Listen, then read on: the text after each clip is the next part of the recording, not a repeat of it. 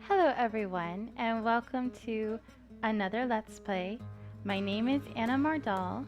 This is The Royal Trap by Hanako Games. This is actually going to be my second time going through the prologue, and I had to pull my first attempt off, and we're going to try it again. Basically what happened was when I uploaded the game footage, the YouTube automated process heard the music in the game and kind of freaked out a little bit because it's copyrighted music. That is true. It was created for this game. It's copyrighted to this game.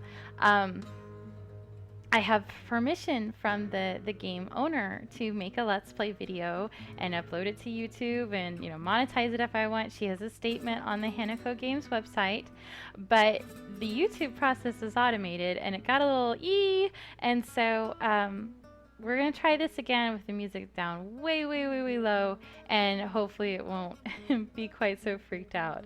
And if it does, then we'll handle that whenever we get there. Also, several of you have talked about, a couple of you commented that you would like me to read all the text, because this is a visual novel game, and not yada yada my way through, because then you just have to pause and read it yourself anyway. And then there was one other thing that I wanted to talk about before we get too far into the game. This is a little spoilery. If you don't want to hear the spoilers, I recommend jumping forward about 5 minutes in the video. Hopefully it won't take me quite that long to talk about it, but I do get long-winded sometimes. So, spoilers. The plot of this game is about, well, part of the plot of this game is about a princess who is kidnapped. This princess, as it turns out, is not cisgendered. Now, what does that mean? I know not everybody's up on the social justice terms, but a cisgender person is someone who identifies as the gender they were assigned at birth. So for instance, I'm a cis woman. When I was born, the doctors and my parents assigned me a girl gender, and I grew up and I still identify as a girl, so I am cisgendered. Cassidy was not assigned a girl gender when she was born. It wasn't until later that she shared her identity with her parents, and so they raised her as a girl from that point on. Now, a lot of people in that situation would identify as transgender, or in Cassidy's case, a trans woman, because transgender is someone whose gender identity is different from the gender they were assigned at birth. Now, I've also been through at least one path where it sounds like Cassidy might actually be an intersex person who is someone who was born with humans don't binary where there's quote unquote male genitalia and quote unquote female genitalia, and never the twain shall meet. A lot of people are what's called intersex, where their genitals are some kind of combination of the two. There's lots of different possible combinations, and some intersex people identify as trans, some do not. So it really kind of comes down to, with gender identity, what does the person identify as, and go with that. Cassidy identifies as a woman, and therefore she is a woman. She may or may not identify as a trans woman, but most people would kind of expect that based on her upbringing, that because she was raised as a boy and then raised as a girl. And so normally we'd sort of bucket that as trans. All that to say, the name of the game is The Royal Trap. Trap is off a word that is come to be used as a slur against trans women, with the idea that they're trying to trap like straight guys into being attracted to them, and therefore like make them gay somehow. It's not a good, it's a slur, and it needs to not be used. Now, I've looked around online about this game, and it's my understanding that the game developer was not aware of that usage of this word when she named the game. And I believe her. But I can't tell anyone else how to feel about this game or the content therein or the titling choices. So I wanted to kind of get that out of the way first, because I didn't want anyone running out and buying this game thinking, oh, this sounds awesome, and then potentially being hurt by what what could feel like a slur in the title, and that's going to be an individual comfort level, like so many things in games. So that's the spoilers out of the way. I do want to, kind of caution that when we go through all these bits and pieces of Cassidy's plotline, I probably will start doing more social justice talk along the way, because that's something that I care very strongly about. So, and if you care strongly with me, then hopefully you'll enjoy the commentary and going through the game. And if you don't, then I do apologize, and hopefully you'll like some of my other videos too. So, okay, that's the spoiler stuff out of the way. Let's go ahead and start the game. This is the prologue, the presentation. It takes me about 40 minutes to go through these, I've found, with all the reading. So, Oscar's hair never behaves. This is Oscar, the blonde boy, and this brunette girl is us, that's Meline. Oscar's hair never behaves. He tried to grow it out 2 years ago, but he gave up long before reaching the adventurous man's ponytail he was hoping to achieve. Instead of gently bouncing waves, he got lank clumps that brushed his cheeks and made him fidget like a pup with fleas. In the end, it irritated him enough that he stole the shears while I was away and shaved his head near bald, at least in the places he could reach. Then he sulked when I showed him a mirror. We hid him from the public for months after that. But now his hair reflects his nature, sweet, rumpled, and unruly, a clumsy little boy in the body of a young man. Do I look all right? You look fine, my lord. Why do you keep calling me that? You never did before. We've never been in a foreign palace before, my lord. It is important that we make a good impression on your potential bride. That means no making eyes at the royal chefs to get an extra pastry. You know your place, and I know mine. You must maintain dignity. Right up until I choke on my own foot, like I always do. Well, when you're wedded, you'll have a wisdom to rely on. I will pause, because this gave me some confusion at the time. A wisdom in this game is kind of like the word for queen. So you have a king, and then you have, instead of a queen, you have a king's wisdom, or just the wisdom. So there's a king and there's a king's wisdom. Since Oscar is a prince and he's trying to marry a princess, if he did so, she would be his wisdom and he would be king. Okay, so we got that all out. When you're wedded, you'll have a wisdom to rely on. Only if I actually do find a princess willing to have me. Your wife could still be wise and wealthy, even if she isn't a king's wisdom. If I married you, I would have a wise wife. And then you'd starve to death. You are not allowed to try and make a silk purse out of me, just because you're afraid you won't impress Princess Cassidy, my lord. There, see, you were doing better for a moment. I can't do this alone, Maddie, and you can't give me proper advice if you're too busy bowing to keep your eyes open. I give in and stick my tongue out at him in a most undignified manner. There's my girl. Don't say that. People will get the wrong idea. Which wrong idea? That we're something more than friends, which we're not, and we never will be. I know, I know. Help me with the belt? Yes, my lord. Prince Oscar of Osendower is something close to my best friend.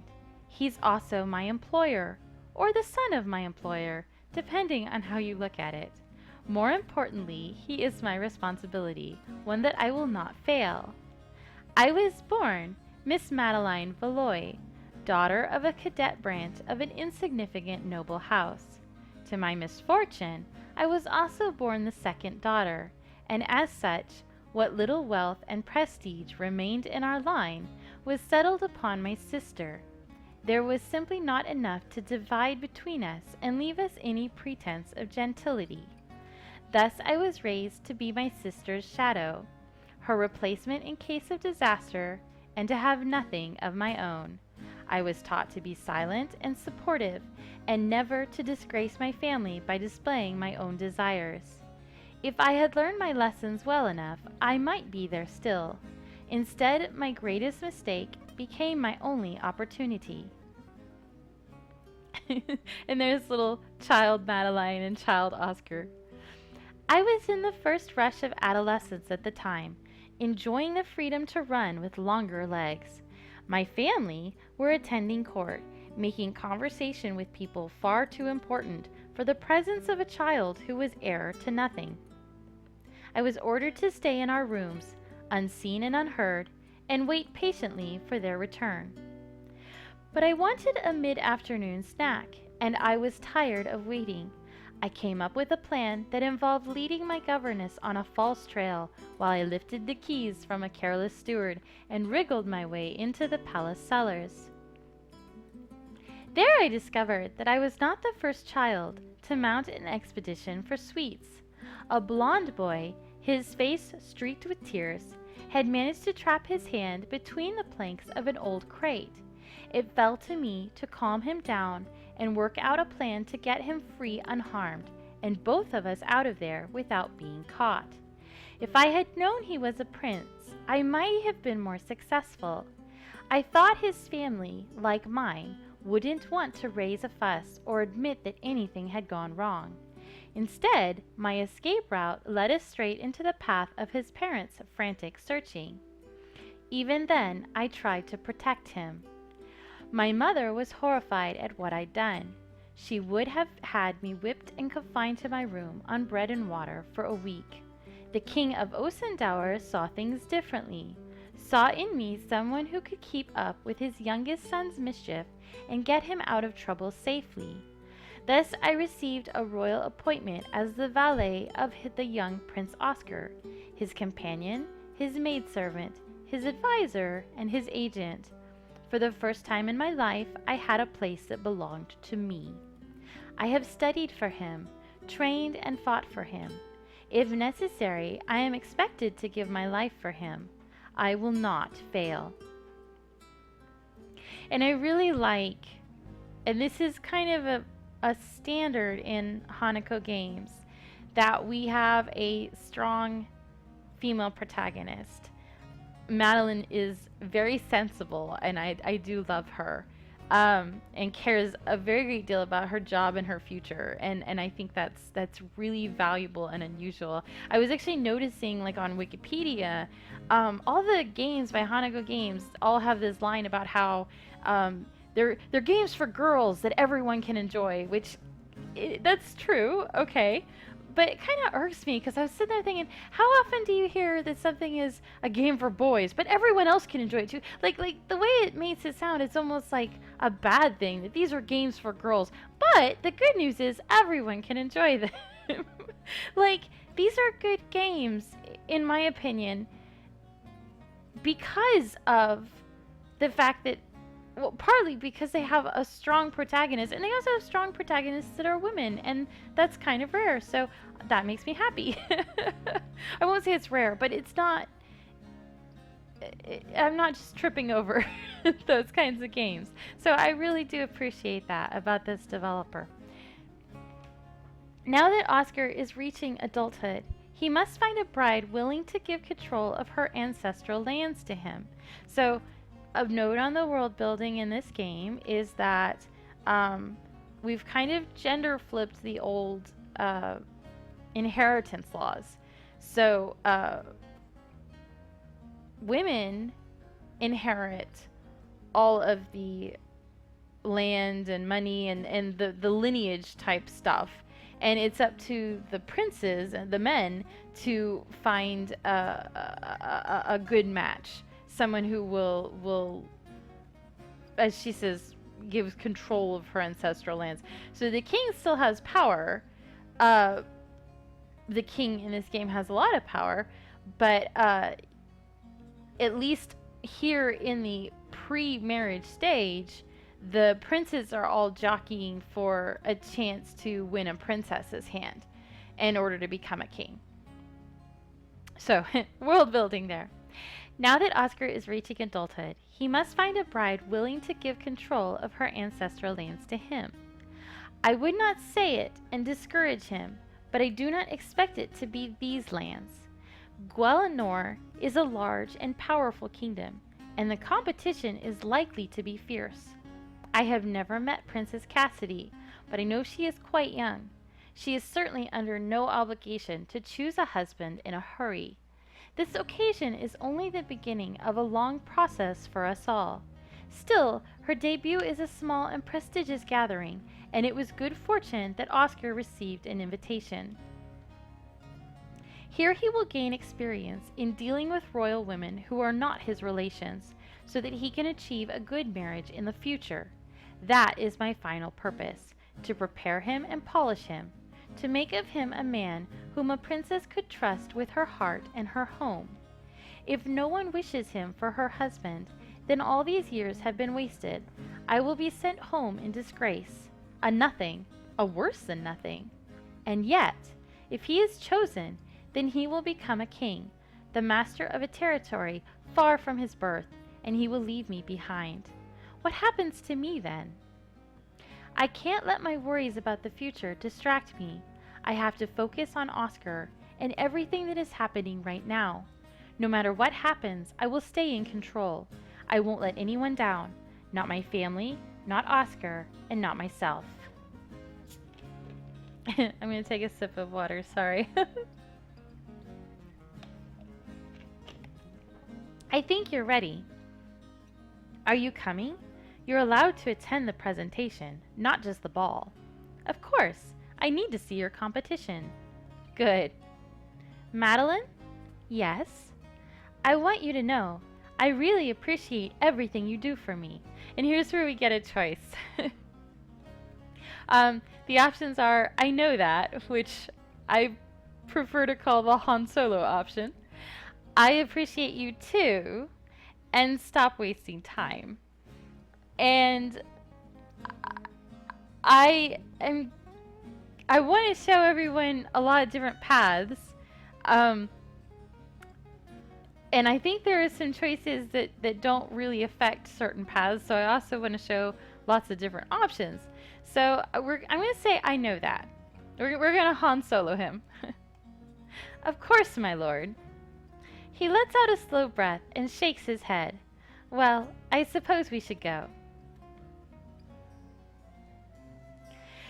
The presentation hall of the Kingdom of Guelenor is not so much larger than that of my homeland, but the decorations seem more ornate, the jewels more lustrous. Perhaps it is only the dazzle of unfamiliarity. I have never crept along these walls on secretive errands, nor been forced to polish them as a punishment. Only 3 foreign princes are present for these festivities. According to court gossip, 5 were invited, but one politely declined, and the other, somewhat less politely, refused to attend any event which involved Prince Nazagi. Therefore, this debut becomes an intimate affair, and might appear that much more advantageous for those present. But the central focus of this event is the princess herself. Her Enlightened Highness, the Princess Cassidy. And there she is, with her beautiful pink hair that isn't quite like Elodie's hair, but it's kind of close. She walks into the room with poise, her head held high, then hesitates, looking rapidly back and forth over the assembled personages before continuing to her assigned position. She cannot acknowledge anyone here until they have been formally announced, of course, but no one could blame her for indulging in a moment's curiosity. Guelenor's heir has been famously kept in a cloistered existence until now, out of fear for her health. She might never have seen so many strangers at once. As we are gathered in celebration of her anniversary, the princess must have only the barest blush of 18 years, younger even than Oscar. Yet her face holds more maturity than her years would allow. She looks closer to my age, some 2 or 3 years older. Determining a noble's age is always an inexact science, and a noblewoman's more so. In her youth, my mother was often mistaken for younger than she was, to her chagrin, and forced to disguise herself with paints and artifice to give the correct impression. This trait, like so much else, she did not pass to me. Now that the princess is in place, the guests can be announced. His Royal Highness the Prince Gaston. The Prince of Bardawin is a golden barrel of a man, his curls as gleaming as the buckles on his shoes, and every conceivable place in between. So broad are his shoulders that I imagine, if startled, his mighty arms would tear right through his glittering wardrobe. I do not envy his tiring woman. With brisk strides he crosses the hall, stopping neatly at the minimum distance from the princess that propriety will permit, and sweeps a dramatic bow. And he sparkles! It is my greatest pleasure to be in the presence of such a rare flower as your highness. Thank you. In honor of your anniversary, I present you with this rare Taputian essence. May its scent bring you joy. He offers her a bottle of faceted dark glass, capped with gold, which she takes with interest. A perfume? What does it smell like? The servant beside her makes a quick chopping gesture with her hand. I shouldn't open that here. Thank you, Prince Gaston, and welcome to Guelenar. She hands the bottle to an attendant who sets it aside. Prince Gaston bows his head, then steps aside for the next presentation. His Royal Highness, the Prince Nazagi. This was the controversial one. The Prince of Azeneth is a slender, sharp-featured man attired in the finest silks, which glide soundlessly along the floor as he walks. His delicacy and refined appetites are well known, as are the rumors of his less appealing qualities. His is not a warm face. The narrow eyes, the elegant nose, the thin lips, all seem crafted for expressions of cruelty. I am not a flighty scullion to believe everything I hear.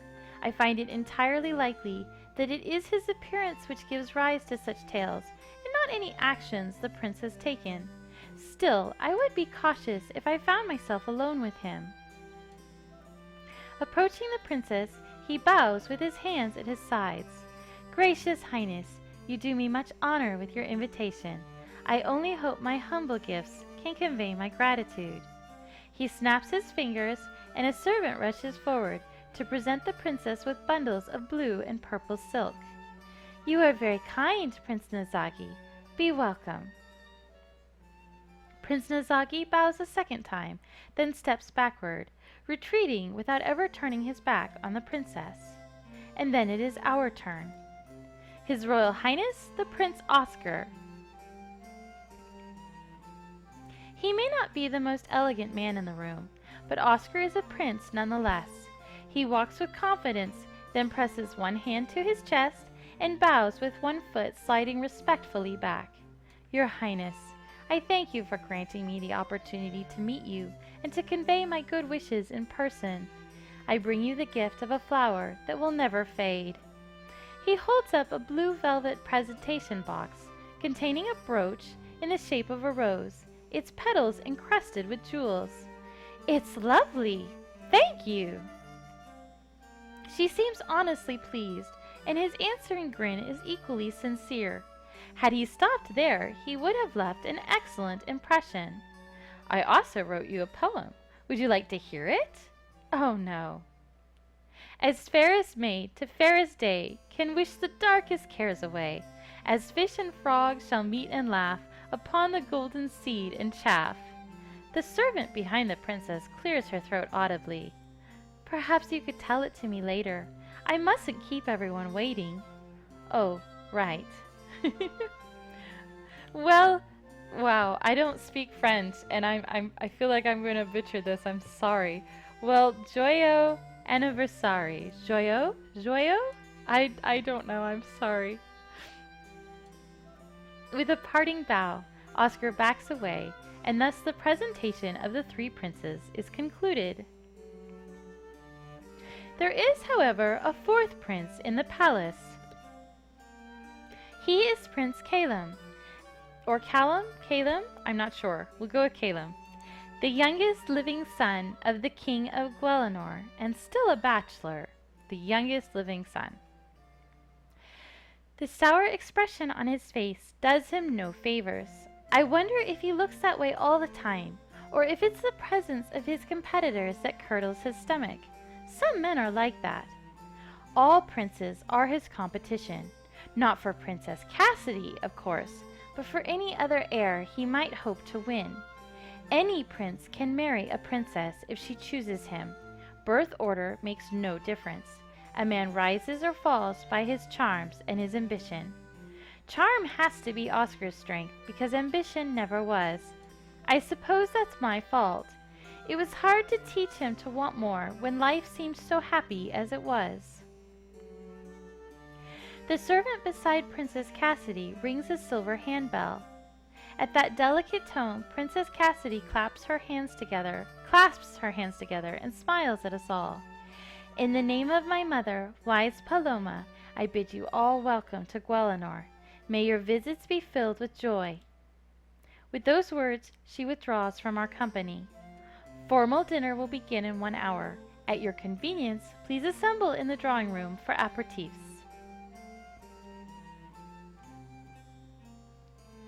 That invitation is extended to the assembled dignitaries, of course. It does not include attendants such as myself. We will feed upon the leavings of the feast, while they and the local nobility are at the ball. I have no true desire to attend a royal ball. Glittering costumes and skilled musicians create a wonderful atmosphere, but the need to maintain a perfect appearance through hours of socializing on your feet must spoil it. Certainly Oscar always complains. I expect we servants have far more fun spying on the activities of our masters. Yes, we. I'm hardly alone in my more clandestine skills. Every palace has its secrets, and people whose role it is to find them, or bury them. Every noble needs tasks done on the quiet now and then, and some treasures are more closely guarded than sweets in a cellar. As the gathering dissolves, Oscar touches my arm and takes me aside. Well, what do you think? Did she like me? She appears to like everyone. Be serious. In terms of gifts, she clearly had more interest in the jewelry and the perfume than in the silk. But what did she think of me? That you're young and impetuous and don't know when to stop talking, I expect, and that your poetry is terrible. No, that's what you think. That's what everyone thinks because it's true. So you think she doesn't like me? I didn't say that. She's new at this too. She's young, she's lonely, and her manners aren't perfectly polished. You should talk to her tonight. You might make good friends. Right, the ball. There's something I should tell you. You changed your mind about the shoes? No, the shoes are fine. It's in my valise. There's a red scroll case. There's a letter inside it. The letter is for you. What? Why would he be carrying a letter for me? Who would it be from? I don't have any other close connections. My family? They see me once a year to ensure I haven't lost my position or disgraced my upbringing, and other than that, they barely seem to remember that I exist. I can't see them sending me praises or asking for favors. What if some ill fate did befall my sister? What if they want me to give up my place and go back to them as if nothing had ever happened? I'd have to go. It's my duty. But don't look so worried. That's easy for him to say. Just read it, all right? He wants my reassurance, so I'd better give it to him. After all, this could be nothing, and I don't want to distract him from his performance tonight. All right. Good. I'll see you later tonight. Now he's the one looking worried. Relax. You're doing fine. Go and have a good time. but not too good, right? Try not to cause an international incident, my lord. There's no use trying to sound formal when you're scolding me. Yes, my lord. No, that's no fun. No, my lord. He sighs and shakes his head. All right, I'm going. I don't answer him, but merely nod my head. At last he turns away to follow the others. I'm on my own. I took a roundabout route back to our assigned quarters, scouting my environment while never straying far enough out of bounds to attract attention. I wasn't looking for anything in particular. It's simply a habit. Learn your way around when you don't need to, so that the knowledge is there when it becomes useful. It's only a coincidence that it allows me to put off reading the letter, right? I can almost make myself believe that. Oscar told me not to worry, which in itself probably means that I should. If he can say such a thing, he must know what the letter is. Not my family summoning me home. If he knew something like that, he would have wanted to talk about it earlier, I'm sure. He wouldn't keep that hidden. Perhaps it's not from my family, but from his? A secret assignment to be performed in Guelinor? Ah well, quickest begun is soonest done. I open the valise and carefully lift out folded items of clothing until I discover the cylinder of red leather. It has a more solid heft than I expected. Either the leather is very thick indeed, or there is something more than a letter inside. I unbuckle the cap and shake out an unsealed roll of parchment and a little blue velvet box. What is this? I open the box to find another piece of jewelry, though a far cry from the sparkling fantasy offered to Princess Cassidy. It's a pendant, a polished stone wrapped in wire, its color a warm honey gold speckled with light. But why is it here? I suppose I ought to read the letter. My dearest Maddie, I've been wanting to tell you how I feel, but every time I try, you turn me aside or laugh it away. I would write you a poem, but I know you hate my poetry, so I'll just say it simply. I love you. I know that you can never return my affections. You still think of me as that child with his hand caught in a cookie jar, a little boy who didn't even come up to your chin. I get older, but so do you, and I can't ever catch up. I'm telling you this because it's true, and not because I expect you to do anything about it. That's why I'm writing it down instead of telling you in person. I don't want to embarrass you or make you have to answer. I would never want you to pretend to love me. All I want is for you to know how I feel. Please wear my token to show that you understand, and I will never mention it again. I want to know and that you don't hate me. That's all. You want me to be a good prince and win a royal bride, so I'll do it, but I'm doing it for you. Yours, Oscar. The letter goes blurry as my eyes sting with moisture. Oh, Oscar, do you really think it's just because you're younger than I am? He's a prince, the son of a king. He's been raised in luxury and trained to govern and inspire. I am a servant with no land, no fortune, no inheritance at all. What would he have if he married me? Whatever gift his family saw fit to hand out, if they didn't disown him on the spot. And then, nothing. My employment would by necessity be terminated, and we would be turned out into the town to support ourselves. A fool's paradise soon crumbled to dust. What would we do? Neither he nor I have ever been trained in a profession. Where would we live? We wouldn't have so much as a roof over our heads. It doesn't matter how I feel about him, or how he feels about me. It can't happen. I wouldn't do that to him. He's wrong to think I didn't know. Of course I knew. All the more reason for me to keep my own emotions under control. Practically from my cradle, I was trained in self-control. My emotions, my reactions, even my face. Never to flinch, never to cry, never to say what I wanted or to have any wants beyond doing what my parents told me to.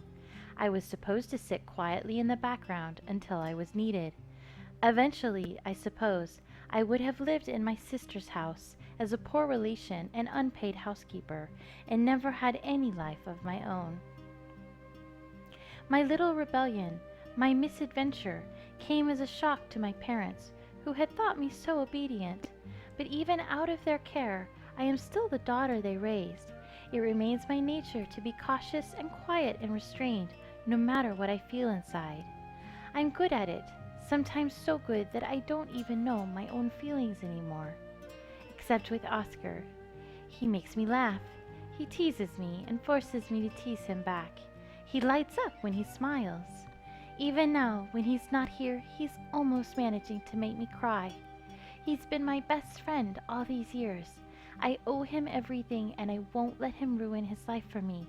But if through some miracle I were granted an estate of my own. And now we get a choice. So, I mentioned before that I'd run through a couple paths already, and I always like to do a bunch of different paths in my Let's Plays. So I know how to do the Oscar path, and I know how to do the path with Prince Gaston. And I really like the Gaston ending. I'm sure there's other ones that are also good, I'm sure, but that one's kind of my headcanon right now. So I'm gonna go with the Prince Gaston ending for the first playthrough, and then we'll probably do Oscar, and then, I don't know, like maybe Caleb and Nazagi. I'm not sure what order we'll do it, and I'll have to figure them out. But so just this time through, we're going to go with Prince Gaston. So, and that kind of fits my first initial feelings with Oscar was that he's a sweet boy, but he feels more like a brother to me, just based on what I've seen, than, you know, oh yes, I love interest, rawr, you know. So, and that's just me again, and this is kind of the value I think of graphic novel games, visual novel games, is that you can feel very differently. So I'm gonna say I still wouldn't marry him. I still would not marry him. He is too much a brother to me for any romantic impulses to survive. I am his friend and companion. I spend my days working to make him attractive to other women. Of course I love him, but not in the way that he wishes. I didn't encourage him. I never wanted to hurt him. But this time, I couldn't protect him from himself. At least he's had the sense to avoid the indignity of a scene. He claims this letter ends the matter with no reply necessary. If we never speak of this again, he can believe whatever comforts him most. That's what matters, after all. His comfort, his future. But if this necklace is a love token, wearing it openly might give him false hope or raise questions from others.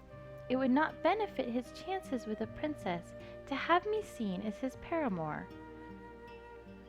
And so now we decide whether to wear the necklace or not to wear it. I had read online that in order to do the Gaston ending, you don't wear it. And I haven't gone through and chosen to wear it and see how that breaks it, but I can guess how. So we're gonna, and that's my playthrough. We said, okay, don't wear the necklace, so I'm not gonna wear it. And I like Maddie's reasoning for it, okay? Because she says, for many years, sailors and adventurers have given their loved ones tokens such as this to mark their promise to return. Anyone who saw me wearing such a thing would be certain that I had a lover, distant or denied, but still devoted. I am in no position to support a husband and family, not now. But that does not mean I have no heart. If I were to meet someone with whom I wish to spend more time, I would rather not begin with a misunderstanding. I close the blue velvet box and place it with my belongings. Even if I am not wearing his token, Oscar will know that I found it. That should be enough. And I really like that reasoning. I hadn't thought of that until she said it, but that's a really good point. So I feel good about that choice. So then that is resolved. It is done, and I don't need to think about it again. But then, what should I think about? I'm at a loose end. I have no assignments or tasks to perform. I can't help Oscar in any way until he returns in the evening, and the servants' dinner will not be available for hours yet. With no goal in mind, there's nothing to be gained at the moment by exploring, and thus no balance to the risk of being caught somewhere I shouldn't be. In Osendower, I would have many options available for any windfall of free time, but there are limits to how one should amuse oneself in a foreign palace. Mending, if it were needed, reading, cards. I withdraw 2 decks of cards from my belongings and begin to arrange them into the 10 tableaux of a thieves' fortress. It is a difficult game, requiring patience and skill. Extracting kings and wisdoms from a solid castle should never be an easy task. As for the lesser royals, they sometimes extract themselves. Oscar must have dodged all of his minders in order to buy that token without raising questions. Well, if I provided the motivation for him to stretch himself a bit, that's all to the good. A prince should learn to plan ahead and to take bold action. His parents might not be pleased by his reasons, but better a misguided attachment than some foolish plan about joining the jongleurs or apprenticing to an alchemist. One card, then another. I have done my job the best that I could. I have straightened his posture and flattered his looks. I have kept him active but unharmed. I have eavesdropped and intrigued on his behalf. If I had truly convinced him to give up the poetry, I would consider it a complete success, but on the balance all is well. No doubt he will make a royal marriage at some point. Only, not too soon, I hope. He's so young, and I'm not ready to move on. Some time later, my card game is interrupted by a knock at the door. Opening it, I find a young woman in the livery of a page. Young, yes, younger than myself if I am any guess, but old for such a rank, 14 being the usual age in Osendower. You're summoned to the upper servants' dinner, miss. I'll escort you, yes? I can find my own way. Oui, you maybe could, but as it's my job, I'll walk with you. Fine. No doubt she's dawdling with me in order to avoid some more onerous duty. I can't blame her. I've played the same game myself. Enjoying the festivities so far, miss? I have no complaints. Mind your toes at dinner, miss. That Sophie's folk are here, and they're hard people. Sophie? The Duchess Sophia, only she's not here on account of she just had a baby, you see. But she's cousin to the princess, so she had to send her people, and they complain about everything. You'll see. And her husband, the Duke? Duke Farod. He's at the ball, of course. Of course. And if I were to wish to catch a glimpse of such an illustrious personage? Such a what? Oh, you want to spy on the ball? Easiest way is through the servants' door in the second morning hall. You turn left and go up half a stair to the viewing passage.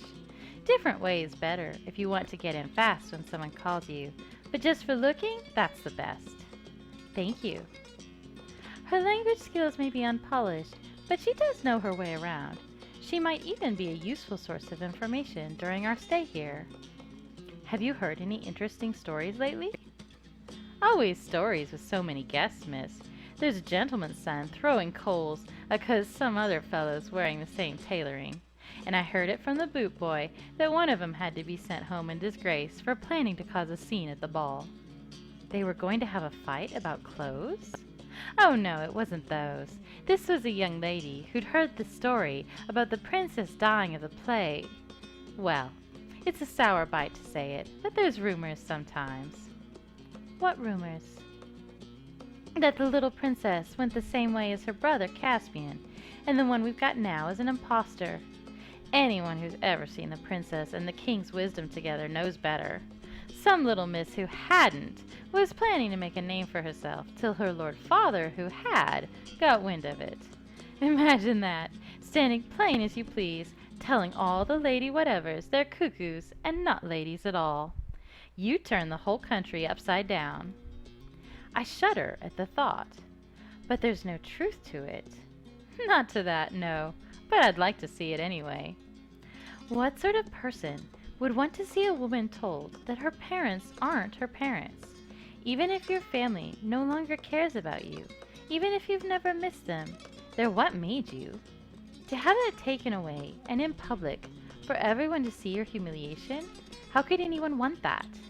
Such a common, mean-spirited girl might make a useful informant, but I could certainly never trust her with anything. So there's apparently an ending where you can run off with Dolores, and I may be saving that for last. Sorry, the page's name is Dolores. And I may be saving that one for last because I really like Dolores, and I feel like Maddie's awfully hard on her. But that's just me. Begging your pardon, miss, but we're there now. Have a nice meal. She leaves me to enter the dining room. As a lower servant, her own supper will not be for some time yet. And so I join the others of my rank, the confidants and supporters of the noble elite. It is not difficult to identify the footmen of Duke Farod. Despite their position, they are a mismatched pair in clothing so plain that it barely merits the title of uniform. They sit in silence and stare at the palace servants, who give them a wide berth. It would appear there is some long-standing disagreement in Guelenor between the royal family and this duke and duchess, one that extends even to the servants' ranks. The attendants of the other guests are far more sociable, even Prince Gaston's shy little maid. We are all made welcome to the table, and the generous helpings of well-prepared food, much of which is still warm. Accompanying our meal is a pale and delicate sherry of a variety which does not keep well once the bottles have been breached, thus we are encouraged to drain it dry. I myself partake only moderately, but Prince Nazagi's chief valet appears to be half fish by the way he drinks. At the conclusion of the meal, we are treated to pastries and tiger nut milk, and all assembled are duly awed by the royal largesse. Afterwards, the proper thing to do is return to our rooms and await my master. What I intend to do, of course, is something less than proper, to find the viewing chamber that the page mentioned and cast my eyes over the festivities. Guarding Oscar from hidden dangers is another facet of my role, whether those dangers be a sword in a dark alley or a social schemer out to trip him up. Anything could happen to him if I'm not there to watch. I'm sure everything is fine. Oscar has never had any difficulties with dancing lessons. Still, he might make little mistakes, and it would fall to me to discover those faults and train them out. He is, after all, a prize stallion of a sort. Shaking my head slightly at the image of Oscar as a fearsome warhorse, I slip into the servants' passages.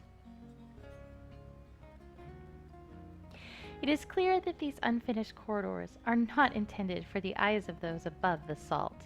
Even in the dim lighting, the exposed surfaces are a rough contrast to the splendor elsewhere. Dark, yes, but not very dusty. Either someone is assigned to clean even these unseen areas, or this location gets far more use than I'd expect. Perhaps there are always dances, or perhaps there are so few that this passage makes the ideal rendezvous point for more private pursuits. There, a peephole. The crush of music and laughter is already clear. Moving closer, I can see wigs and ball gowns below. Oscar must be out there somewhere, but it may take a few minutes to pick him out. I hear footsteps approaching, and at first think nothing of it. There are any number of servants in this palace, after all. But that is not a servant. It's Prince Calum of the blue hair and blue eyes. My lord? You. Who are you? Meline Valois, my lord.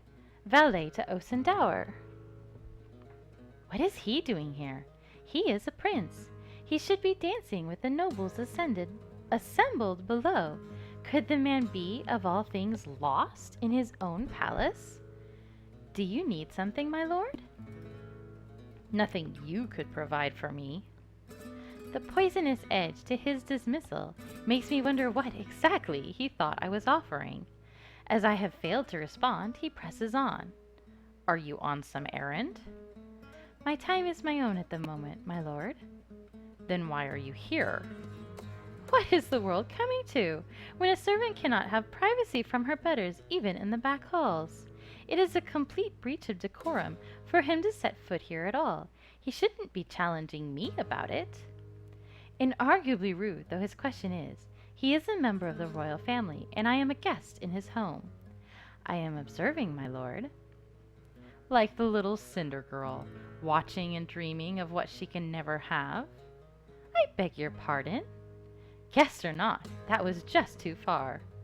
No desire to be a princess, but then you must be a noblewoman's daughter in your own land. Younger daughter. And if misfortune favors the succession, it would fall to you. Better that than a younger son, the one left over when everyone tires of matchmaking. We can't choose how we're born, one would think. Anyway, my lord, you might be a king one day. That's not an option for me. Indeed. I suppose I shouldn't have said that much, but something about the man gets under my skin.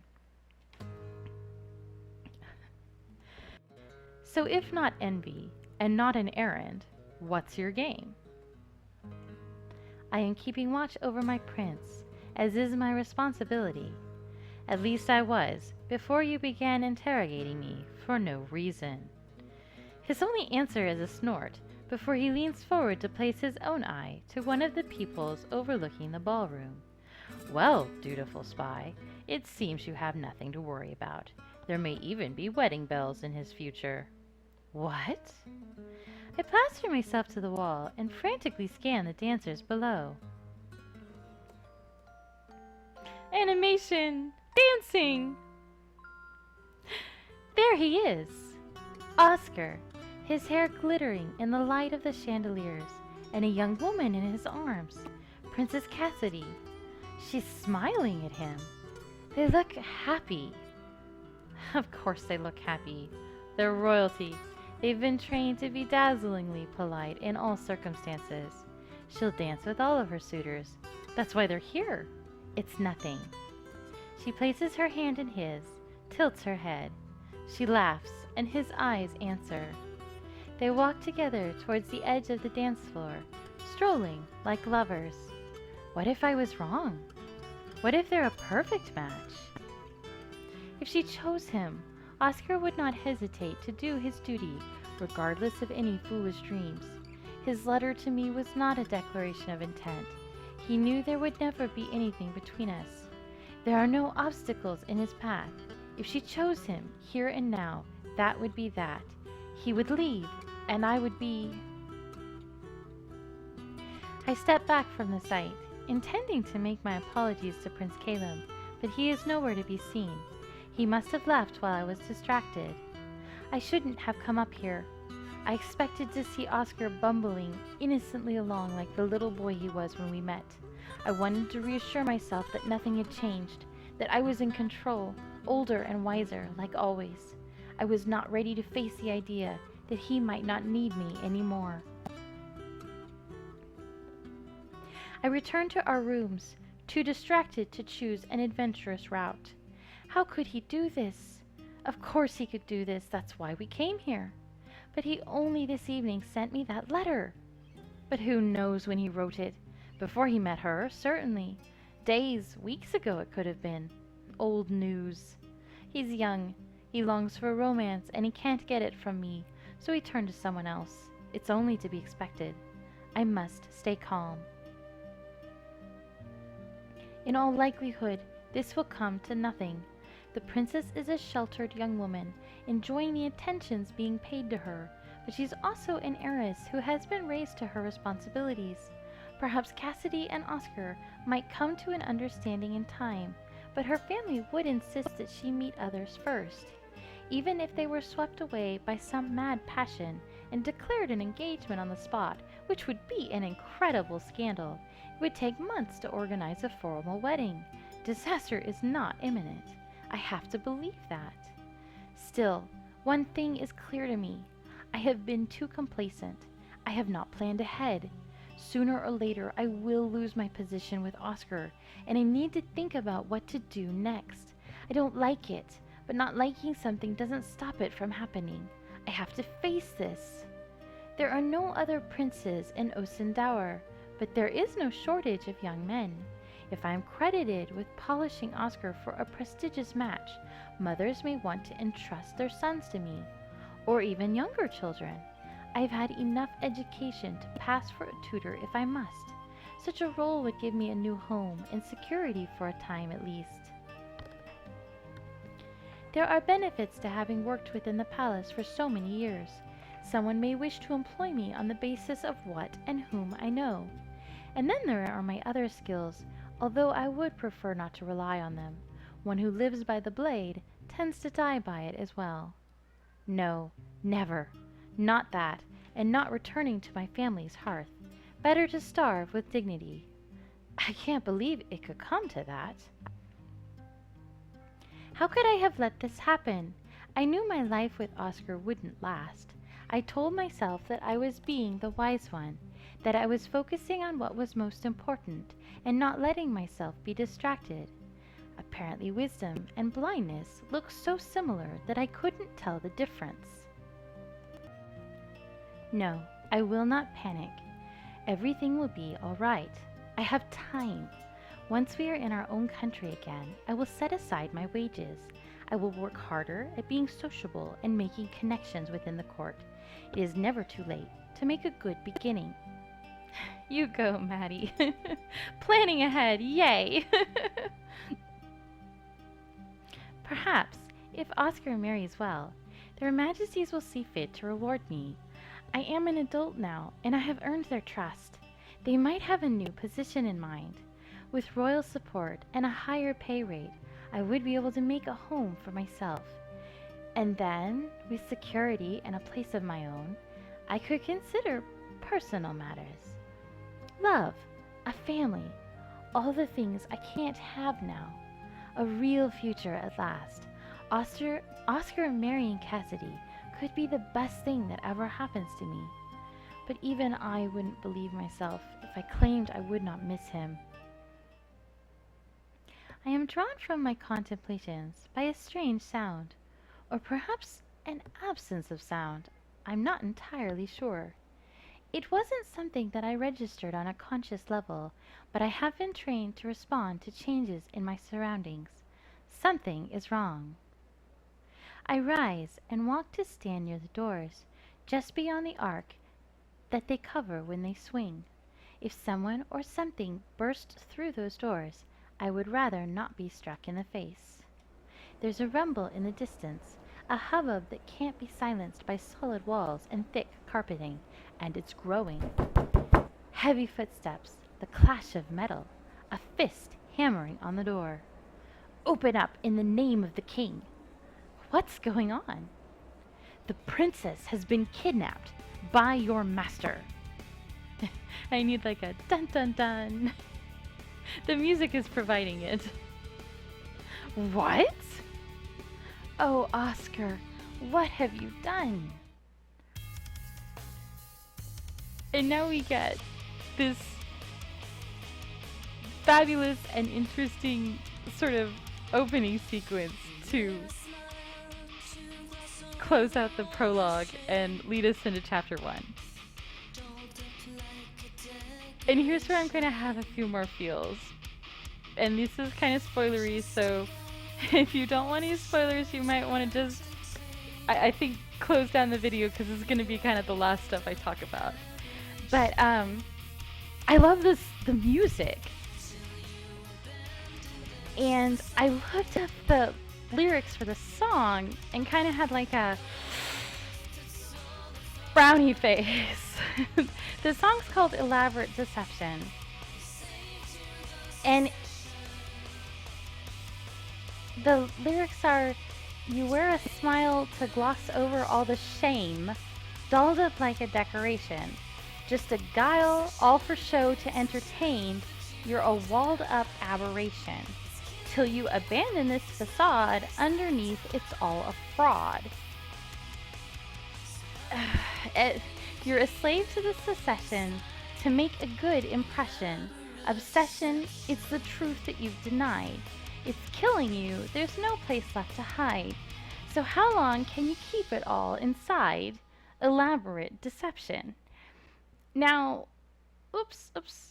how do we pause the game? I don't want chapter 1 to start. We're gonna save.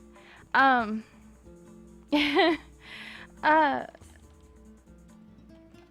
I said earlier that part of the plot of this game is that Princess Cassidy is not cisgendered. I don't know if she would identify as a trans woman or not, but she's not a cisgendered woman. And there's a lot that goes with being trans that I, as a cis person, am not qualified to comment on. And a lot of it is going to come down to how an individual feels. I can't make some kind of rule or point you to some kind of rule. Every person is different.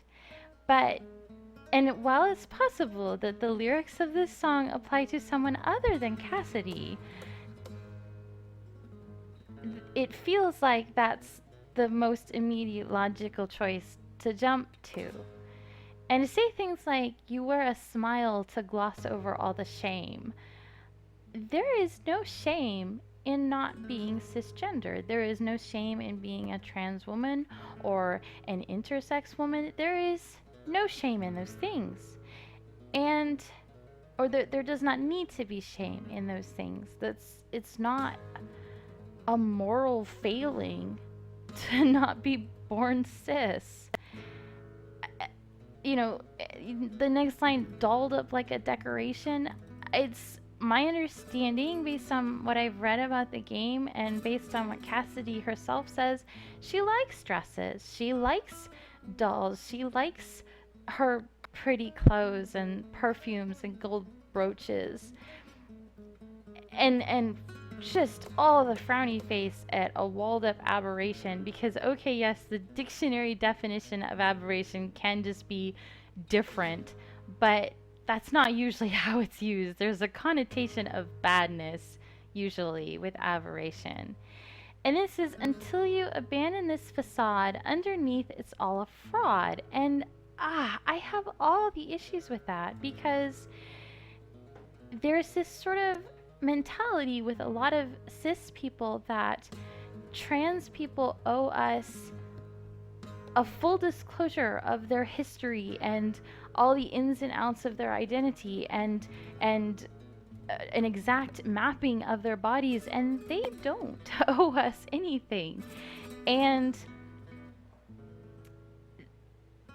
a lot of that insistence that trans people wear all of their identity on a sleeve for everyone to see and pick through and parse it, it's incredibly hostile. And it also ignores how incredibly dangerous it is for a lot of trans people to disclose that they are trans. Trans people face a tremendous amount of violence from cis people, and disclosure is often not safe for them. So to sort of, and I'm not saying that that was the intent behind this song. I really don't know what this songwriter and maker was thinking behind these lyrics, but it juxtaposes in a very bad way. There's a FedEx arrow that's being created here that makes me really uncomfortable. And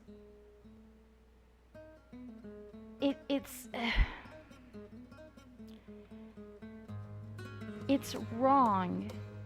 It's incorrect to act like a failure to disclose something that could get you hurt is a deception. And it's a function of our privilege that it never occurs to a lot of us that we might have to walk around sharing with everyone we meet all these personal details that we might not want to share about, our actual age or gender identity or religious choices or romantic choices or romantic attractions. Because for a lot of us, our choices and non-choices along all those lines are privileged enough that we wouldn't face any kind of real danger. Nobody, well, I won't say nobody, but it's very rare for somebody to be like, oh, hey, over here, I'm a cis male and I'm straight and I'm attracted to girls, and for somebody to hurt or beat them up or kill them for that. Not so much rare for somebody who is trans or gay to experience that kind of safety where they can just say, oh yeah, over here, here's my identity, and not face any kind of hostility for that. And even if we lived in a perfect world where there was no hostility for any of those things, we're still not entitled when we meet somebody to like a full accounting of every little detail of their life. So, obviously in this game it's a little bit more complicated because there's all this politics and intrigue and inheritance and stuff surrounding Cassidy. But at the same time, I do want to kind of put out there that these are real world tropes or misconceptions about trans people, that they're essentially deceptive for not telling us that they're trans. No, they are not essentially deceptive. They are allowed their privacy, and nobody should be forced to disclose their gender identity, with hi, my name is Anna and I'm cis. That's not something that people should be forced to disclose to every single person they meet. And it's also, I will also put out there is a stereotype that trans women transition in order to get all the privileges or values of being a woman, as if people pick their gender identity based on like cover charges on ladies' nights bars or something. And no, people don't pick their gender identity for reasons like that. Gender identity is very personal. And so yeah, I want to put that out there because I've been like, oh, this music is so pretty, and it's very pretty music, but wow, the lyrics not so sure about, and kind of making me a little bit uncomfortable with the juxtaposition of the themes that are explored in the game. So I won't belabor that any further right now. In the next video we'll go through chapter 1, and I hope you're enjoying it. I do really like the graphics, the choices, the writing is technically beautiful. Obviously we're going to continue talking about some of the themes, and I think the makers of the game, I think their hearts were in the right place, but I do want to point out some problematic elements as we go through, just in terms of maybe doing better next time is kind of my goal. So, but yes, this was the Royal Trap, the Prologue by Hanako Games, and my name is Anna Mardal, and I will see you in the next Let's Play. And thank you for bearing with me. This one got a little bit long. The next one probably will be about 40 minutes. I think the prologue's a little bit longer. So thank you very much. Bye-bye.